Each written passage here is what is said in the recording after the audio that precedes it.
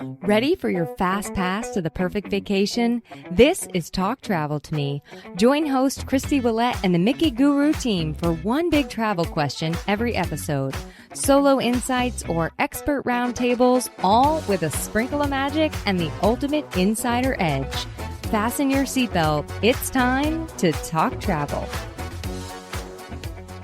Hey traveler, welcome back to Talk Travel to Me. I'm your host, Kristy Ouellette, and this week I'm answering the question, can AI actually plan my vacation for me? Let's talk about it. So why am I actually answering this question today where most travel advisors avoid this topic like the plague? Because if you spent any time on the internet lately, and Lord knows I have, you've probably seen someone confidently declare that travel advisors are basically obsolete now. That as long as you have the right prompt, you don't need a human being involved in your vacation at all. And I'm going to be blunt with you, they're dead wrong. And I'm going to spend this episode telling you exactly why. And let's be real, this isn't just internet noise. Searches for AI travel assistant and AI concierge are up 350% this year. AI travel planning hit an all-time search high back in January. People are actually planning their vacations this way right now, like today. It's also true that U.S. travel agency sales represented approximately 26% of all vacations booked last year, representing more than $141 billion, that's with a B, in annual transaction volume. And when you're talking about cruises, it gets even better. Independent travel advisors continue to control the majority of cruise bookings, with over 70% of ocean cruise bookings and over 80% of river cruise bookings being done through travel advisors rather than direct through the cruise line or other channels. Whoop, whoop. Love that stat. And listen, I'm not here to dunk on AI. I use it too, for research, for drafting, for speeding up my own processes. This episode is about being honest on where the line actually is between what AI is generally helpful with and where you still very much need a human being at the helm. I also want to address the human element here. While it's not something individual people can do much about, this incredible AI boom is taking a real toll on our planet and on the lives of both humans and animals. I don't have a solution for that today, and I'm not going to sit here and act like it doesn't matter or pretend like I don't think about it, because I do. So consider this me naming it out loud before we move on. But it is part of why I still believe the human in this entire equation matters, and we'll come back to that idea before we're done today. Okay, I promise I'm not about to spend this whole episode dragging AI. It actually does do some things well, so let's give credit where credit is due first. It's decent at creating rough outlines or drafting like a starter packing list, that type of thing. And it can also be a fine jumping off point for someone who isn't quite sure what kind of vacation they want to take next. I have a lot of people that will come to me and say, I haven't been on a vacation in 15 years. I'm not even sure where I want to go. And Chat or Claude or Gemini, they can help you kind of answer that question, especially if you use a lot for other things and it has some knowledge about you. God, that part scares me, but that's something that it can be good at. Confession time. And it involves both robots and my own brain. Well, and about 12 years of experience that this brain happens to be running on. You know, we provide full transparency around here, so I will fully admit that I use both Gemini and Claude as tools for my business. I use it mostly to help organize my thoughts as I create documents for my clients and my team of travel advisors. I am definitely not asking the bots to create theme park touring strategies or provide info on the difference between oceanfront and ocean view hotel rooms. These are the types of things I know stone cold and don't need any research for. I'm using the tools mostly to be sure that my thoughts are organized in a way that makes sense. You guys know, if you've listened before, that I am a raging ADHD girly, and I do sometimes need the structure brought back to life. So I give it all kinds of information and say, organize this in a way that it makes sense to people that are going to read it. I'm always amazed, though, how often it tries to correct me or how it is so confidently and cheerfully wrong. Just a few examples I have to share with you. I asked it to create me a list of all of the attractions that use the Universal Express Pass. And it did a fair job as I was reading through. And then I saw a glaring issue. It said that Hagrid's motorbike adventure was on the Express Pass. It's not. It's been removed. I gave it a list of dining suggestions that I wanted to offer my clients who I know very well. I know the kind of food that they like. I know the kind of atmosphere they're looking for, the vibe. And all I did was say, put it in a reasonable order and get me the links to the menus.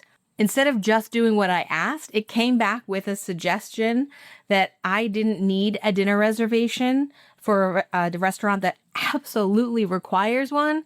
And then, as an alternative, it suggested a restaurant that isn't open for dinner at all. I literally said, Sir Claude, do what I asked and nothing more. It also misunderstood a hotel's tier and went on to boast about the perks that a guest would receive for staying there in a room category that doesn't even exist at that property. My wheels went crazy with that one. This is the kind of mistake that changes what a guest thinks they're paying for in a pretty significant way. My favorite, perhaps, at least in recent memory, was when it suggested a client fly into an airport terminal that's been closed for construction for over a year. This was a whole thing that I kept going, I don't even understand, because I can't even self-select what terminal my airplane's going to land in. So it giving me advice on this specific terminal at Charles de Gaulle Airport in Paris was a wild output. Now, the real point here I'm trying to make is that I was able to catch these mistakes and many more because I routinely participate in ongoing education, personal meetings with reps for these destinations. I've also personally been to these theme parks, these hotels. I understand how the airline industry works, and I have relationships with these suppliers. A first-time Disney parent asking ChatGPT what's the best Disney hotel at 11 p.m. has no way to know that they're getting bad info when it answers, highly recommend Portofino Bay. All right, now let's get into the stuff that isn't just about AI being wrong. This is about the stuff AI can't even do when it's right. First up, what happens when things actually go sideways on your trip? Earlier this week, we had a client who requires the use of a wheelchair to get around the theme parks. She'd made it to Orlando and realized she'd forgotten the footrests for her chair. She reached out to her agent, our very own Shalon, who stepped in and arranged for a wheelchair with all the necessary pieces and parts to be delivered right to her hotel. I'm also watching for price drops and aircraft swaps after you've already booked. This morning, I found a bonus offer marketed just to professional travel advisors that saved a client $500 on their cruise. I got to send an email with the subject line, "What would you do with an extra $500? Oh, and guess what? She upgraded her beverage package with that extra $500. So it was a win for sure. Next, let's talk about the doors that open when you've got the right relationships and doors that don't exist for a chatbot, no matter how nicely you ask it.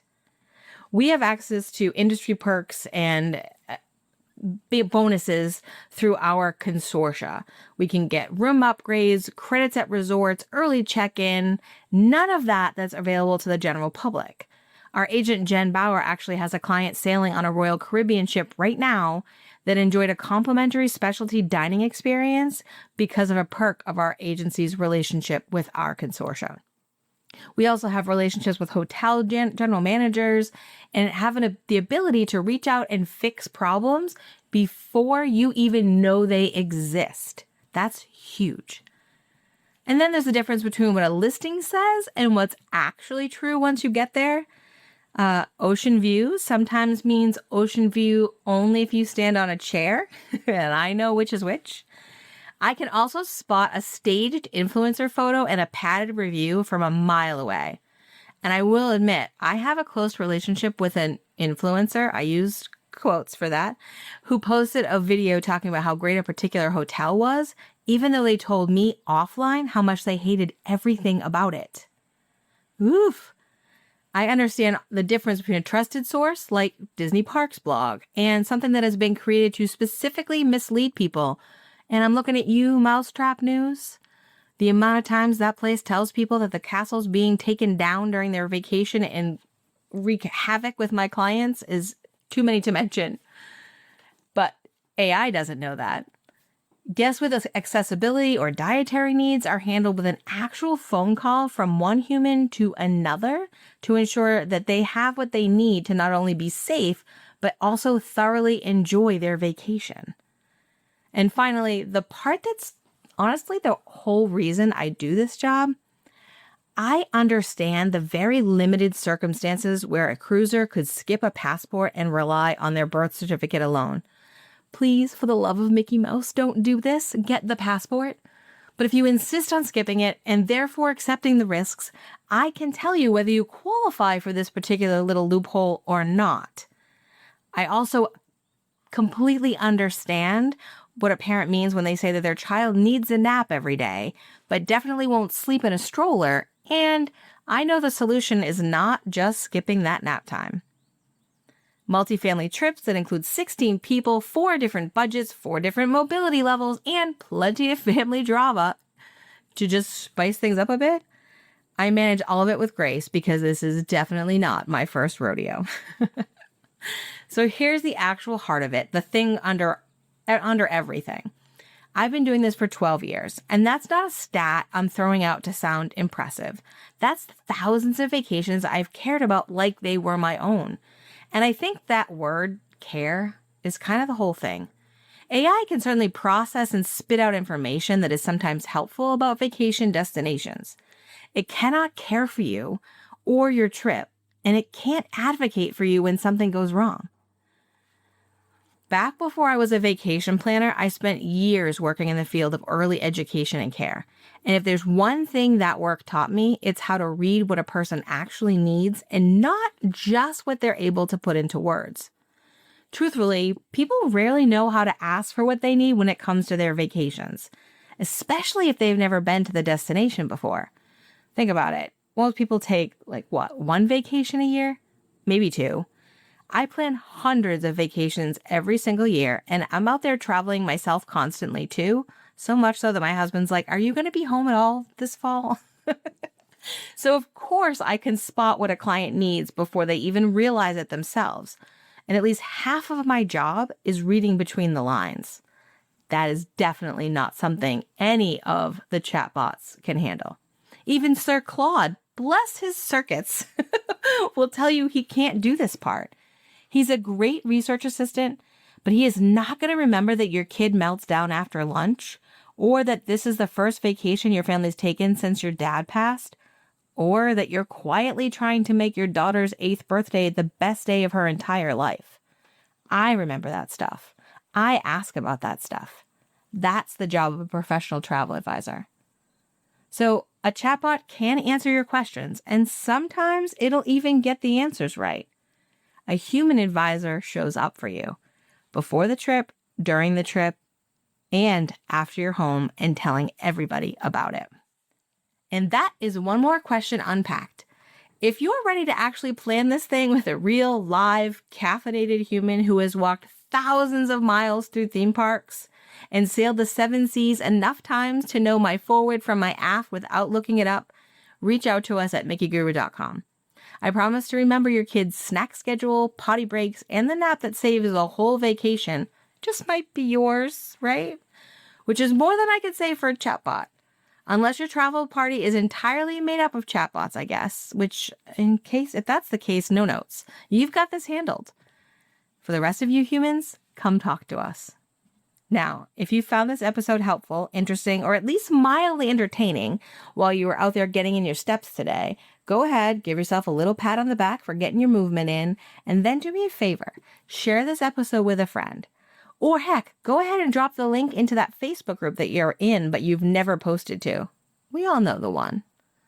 Next week, I'll be answering the question, what does all-inclusive actually include, and what doesn't it? Make sure you're subscribed so you don't miss it. See you next week, traveler.